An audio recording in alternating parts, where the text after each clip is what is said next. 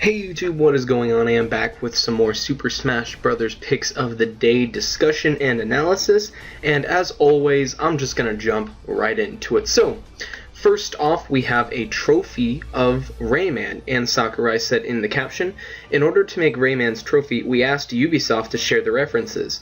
We were expecting to receive 2D drawing references for Rayman, but to our surprise, they sent us data of a brand new 3D model that they rendered for this game, and that was how this trophy was created. It takes a lot of work creating each model, so it's wonderful that the creators contributed their own efforts." Now, really, I feel like Sakurai is just shown to be a troll in this because Ubisoft obviously was wanting Sakurai to put Rayman in the next Smash Bros. Game. That's why they put all the effort into giving him a 3D model to work with, saving him that time of creating one, and he even says how long it takes, or that it takes a long time to create it. So they were trying to save him time and give him a little hint like, here's a 3D model, hope you use it, and he just creates a trophy and just kind of gives them the middle finger. So just kind of a funny little joke, I guess, by Sakurai, but not much other than that to say there about this picture. So next, we have got two new characters to the Smash Bros. Series. Yes, well, technically one in this picture, but we have got Robin, the avatar in Fire Emblem Awakening, joins the battle as a master of tomes and the Levin sword.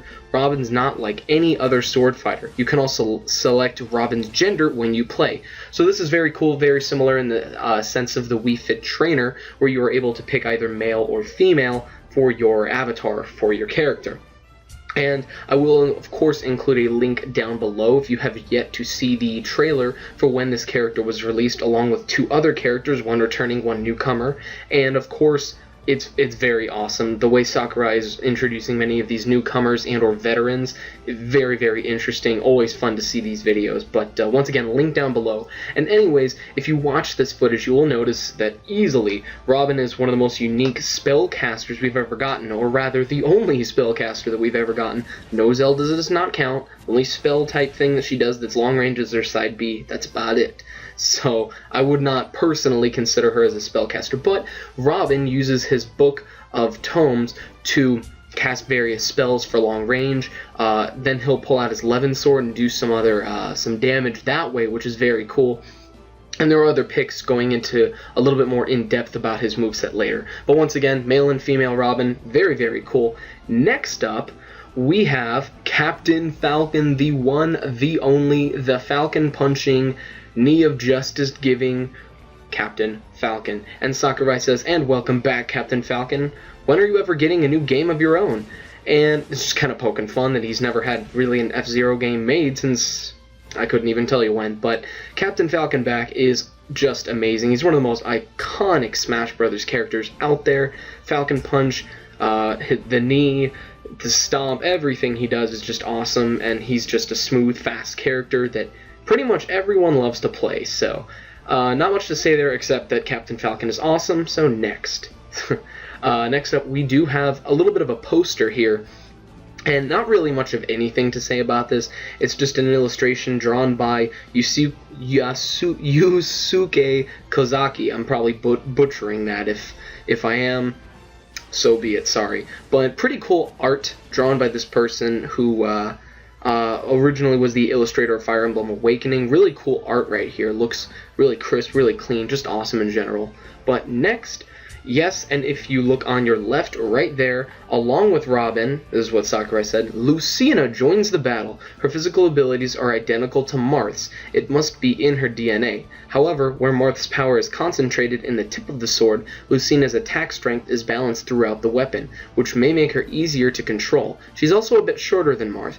Now, of course, Lucina is a new character. That's awesome. That's great. Cool. But one thing that many people were complaining, once again, watch the trailer if you don't know what I'm talking about, Lucina, based on all of the attacks that she had done, seemed to be an identical clone to Marth. Her up B, her neutral air, her side B held down after she used side B, but either way, every move pretty much looked identical to Marth.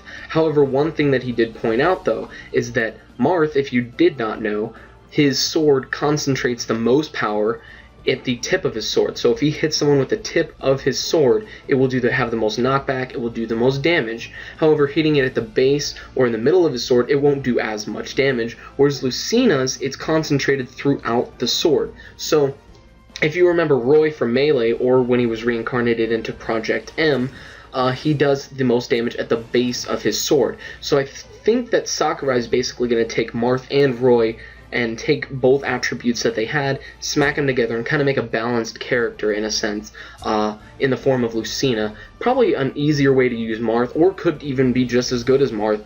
You don't have to space those tippers, and maybe her down air is easier to spike than Marth's. We don't know, but could be very, very interesting.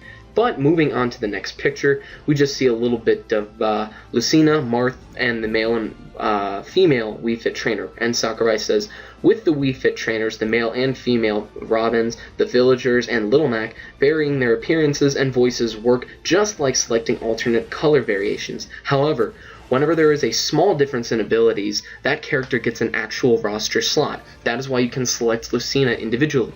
So this is more of a picture of Sakurai responding to all the hate, or the criticism rather, that he received talking about Lucina.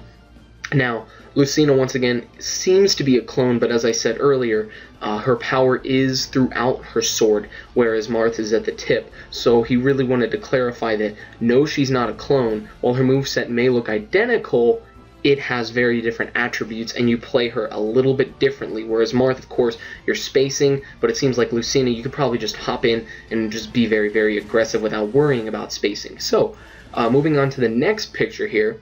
This is very minuscule, but very cool at the same time. Sakurai says, by the way, there's probably no chance you'll ever be able to see this in the game, but Lucina has the mark of Naga in her left eye. And of course, if you look in her left eye, she has the mark of Naga, the little, don't even know truly what that is. If someone wants to comment and tell me who plays Fire Emblem, awesome. But not much to say about this other than Sakurai putting incredible detail into an already amazing game. Once again, can't even wait for this game. So once again, not much to say about that. Moving on. Next up, we get a little bit more info about Robin, and Sakurai says, the Levin Sword and Tomes are Robin's lifelines. The Levin Sword can be activated by using smash attacks. You can even activate these moves in mid-air. However, just like in the original game, the Levin Sword can be used only a limited number of times before it breaks, at which point it takes some time to regenerate. When the Levin Sword is unavailable, Robin fights using the Bronze Sword. So, just like we saw in the trailer, Robin, using the Levin Sword, seems to do a lot of damage, probably has a lot of knockback, or vice versa, how I said that, how it's shown in the trailer. We don't really get to see percentage gauges, but and then it will eventually break, similar to his book or her book of tomes, spells, whatever you want to call them, because it will disappear eventually. And I guess this is in some sense similar to Olimar, how he plucks his Pikmin and then they eventually go away. They have different attributes, and of course with the book of tomes and the Levin Sword, they have different they hit differently. Tomes, there are different spells that do different things. The Levin Sword more than likely hits stronger than the Bronze Sword. However, we don't get to see much footage about combos with Robin, but I'm sure there are plenty, and of course the game is still not even done, so really looking forward to seeing how Robin plays.